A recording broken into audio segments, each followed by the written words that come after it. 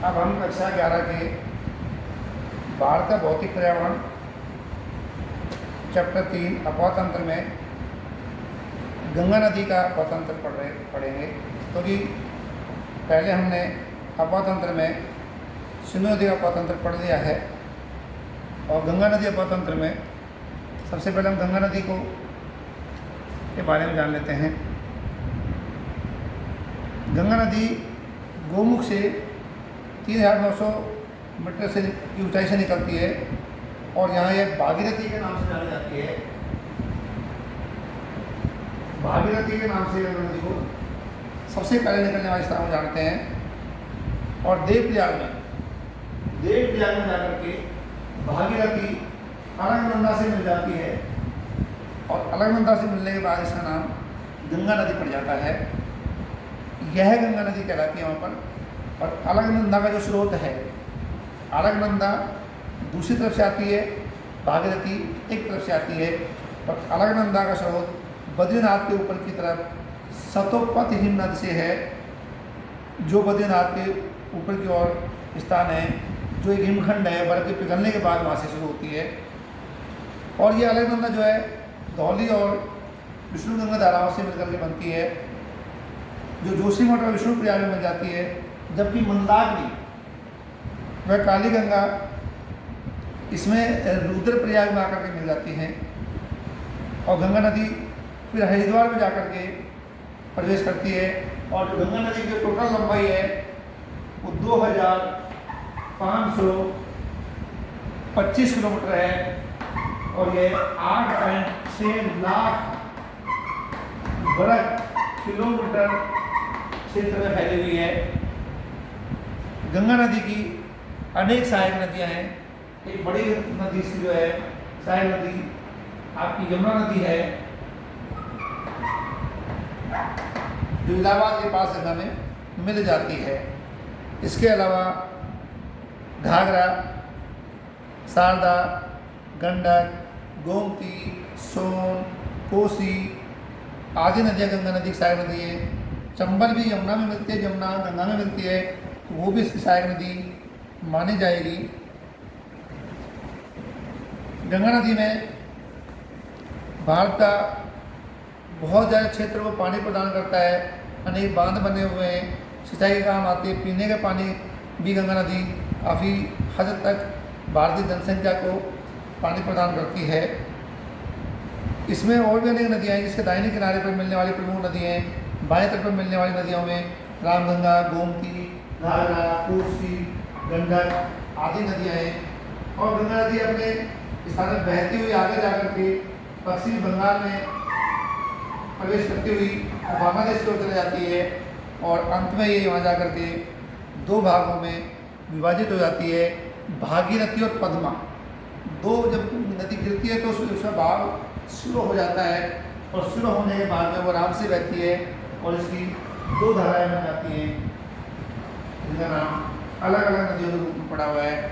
पश्चिम बंगाल से आगे बांग्लादेश में भी एक नाम है भागीरथी, दूसरा नाम है पद्मा।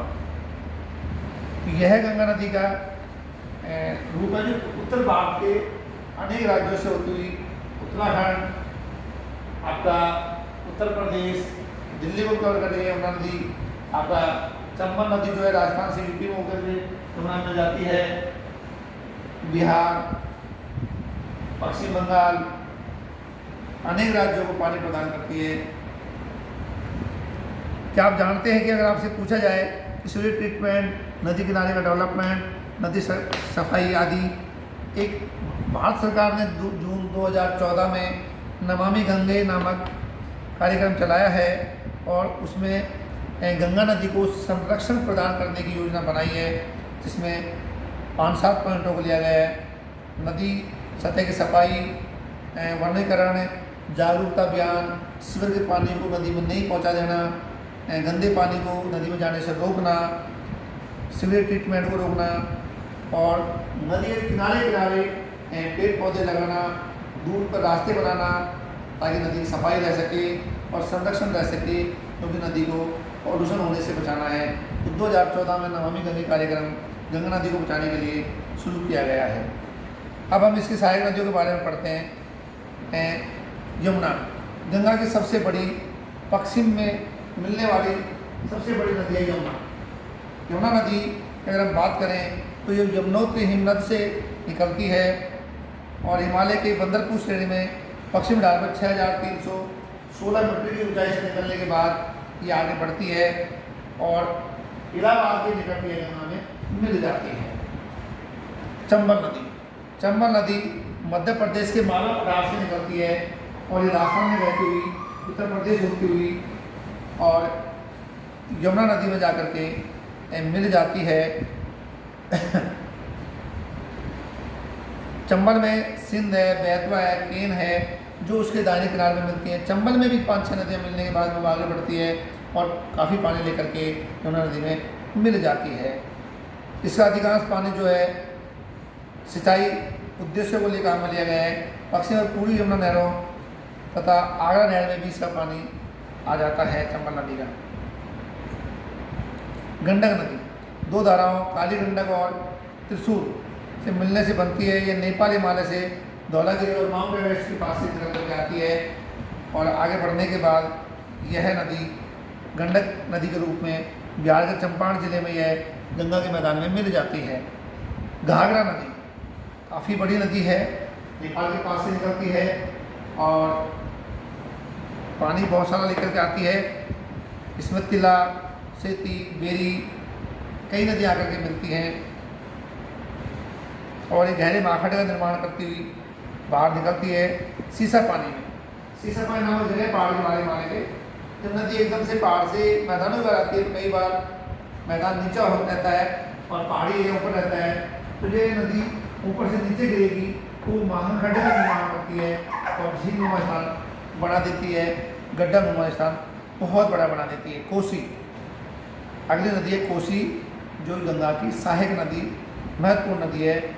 यह एक पूर्ववर्ती नदी है। इसका स्रोत तिब्बत के में माउंट एवरेस्ट के उत्तर में है जहाँ से इसकी मुख्य धारा अरुणा निकलती है और नेपाल के मध्य हिमालय में पार करने के बाद पश्चिम में सोन कोसी और पूर्व में तमूर कोसी आकर जिसमें मिल जाती है और अंत में ये गंगा नदी में मिल जाती है। गंगा नदी भारतीय जीवन दायिनी नदी है, पवित्र नदी है। धार्मिक ग्रंथों के हिसाब से भी इसको पवित्र माना गया है और पानी प्रदान करती है, जीवन यानी तो है ही है। रामगंगा, रामगंगा नदी जैसलमेर नगर गढ़वाल की पहाड़ियों से निकलने के बाद यह गंगा में मिलती है, लेकिन छोटी नदी है। शिवालिक को पार करने के बाद अपना मार्ग दक्षिण पश्चिम में मोड़ देती है और उत्तर प्रदेश के नजीबाबाद डिस्ट्रिक्ट में जाकर के ये गंगा में मिल जाती है। अब हम बात करते हैं छोटा नागपुर पठार के पूर्वी किनारे पर नदी है दामोदर नदी।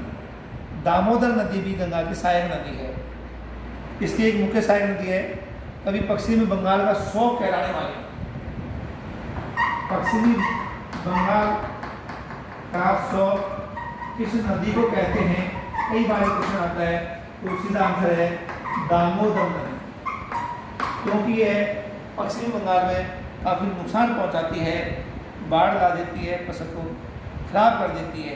इसी तरह कोसी नदी की बात करें तो कोसी नदी जो है बिहार का 100 कहलाती है और बिहार में बाढ़ की स्थिति पैदा कर देती है, फसल को नुकसान पहुंचा देती है, पानी चारों तरफ हो जाता है। कोसी नदी बिहार का 100 कहलाती है। दामोदर नदी को हम बंगाल का 100 भी कहते हैं। अब यहाँ पर दामोदर घाटी, अब पश्चिम बंगाल में दामोदर घाटी कॉर्पोरेशन नामक बांध बना दिया गया है। बहुत ही बड़ी परियोजना बना दी गई है ताकि इसका पानी को रोक सकें और बांध में बिजली में काम ले सकें और बाढ़ से निजात काफ़ी हद तक मिल गई है। अगली है शारदा और सरयू नदी। इसका उद्गम स्थान नेपाल है और नेपाल हिमालय में मिलान हिमनद में आकर से निकलती है। गौरी गंगा के नाम से इसको जानते हैं वहाँ पर, और नेपाल भारत सीमा के पास बहती हुई जहाँ से कालिया चाय की भी कह सकते हैं, और घाघरा नदी में फिर ये नदी मिल जाती है। यह भी गंगा की सहायक नदी है। एक महत्वपूर्ण नदी रह गई है महानंदा, जो दार्जिलिंग पहाड़ियों से निकलती है। पश्चिम बंगाल दार्जिलिंग पहाड़ियों से निकलती है नदी महानंदा। महानंदा और गंगा के बाएं तट पर आकर के ये मिल जाती है। और अंतिम सहायक नदी है गंगा की। गंगा नदी के दक्षिण तट पर, हमने पूर्वी तट की बात की है, अब हम दक्षिण तट की बात करते हैं। एक और सहायक बड़ी नदी है और अमरकंटक पठार से निकलती है। अमरकंटक पठार से निकलने वाली नदी उसका जलप्रपात बनाती है और ये नदी पटना के पश्चिम में आरा के पास गंगा नदी मिल जाती है, सोन नदी है। तो इस तरह गंगा नदी की बात करें तो आगे जाकर दो भागों में बढ़ती, मैंने आपको पहले ही बता दिया था। और एक बहुत बड़ा डेल्टा का निर्माण करती है। सुंदरवन भी गंगा नदी के डेल्टा प्रदेश में बना हुआ है जो पश्चिम बंगाल में है। और वहाँ पर अनेक जानवर, हाथी, सांप, मगरमच्छ आदि को श्रेय देती है। तो आज हमने गंगा नदी के बारे में पढ़ा है।